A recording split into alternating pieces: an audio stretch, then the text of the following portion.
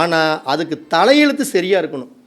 தலையெழுத்தை மாற்ற முடியாது, ஆனால் தலையெழுத்துக்கு உண்டான சம்பவங்களை நம்மளால் குறைக்க முடியும். இதெல்லாம் இப்படி இருக்குதுன்னு தெரிஞ்சுக்கிட்டோம்னா அதில் இருக்கக்கூடிய பிரச்சனையை நம்ம சுலபமாக தீர்க்கலாம். ஒரு தப்பாக போயிடுச்சு அப்படின்னா டோட்டலாக இடிச்சாகணும். ஆனால் நம்ம கொஞ்சம் இதெல்லாம் அட்வான்ஸாக பார்த்தோம்னா அந்த வீட்டில் இருக்கக்கூடிய அந்த தலைவாசல் கொஞ்சம் தப்பாக போச்சுன்னா அதை அப்பப்போ கொஞ்சம் இடித்து மாற்றிக்கலாம். அடியோடு மாறுறதுக்கு சின்ன சின்ன விஷயங்களே தெரிஞ்சுக்கலாம். அப்போ நீங்கள் ஒரு வாஸ்து பார்க்குறீங்கன்னா ஜோதிடத்தையும் வாஸ்தையும் நவகிரகங்களையும் பஞ்சபூதங்களையும் இந்த 4 விஷயங்களையும் இணைச்சி வச்சு ஒரு ஜோதிடம் வாஸ்து பிரசன்னம் இப்படியெல்லாம் இணைஞ்சு வச்சு நீங்கள் பார்த்தீங்கன்னா மட்டும்தான் வாஸ்துவில் துல்லியமான பலன்களை சொல்ல முடியாது. தவிர வாஸ்து வேறு ஜோதிடம் வேறு இந்த அப்படியெல்லாம் எதுவுமே கிடையாது. இந்த ரெண்டும் ஒன்று தான். இந்த ரெண்டையும் ஒன்றை வச்சா தான் ஜெயிக்க முடியுமே தவிர வேறு எந்த விதத்துலையும் ஜெயிக்க முடியாது.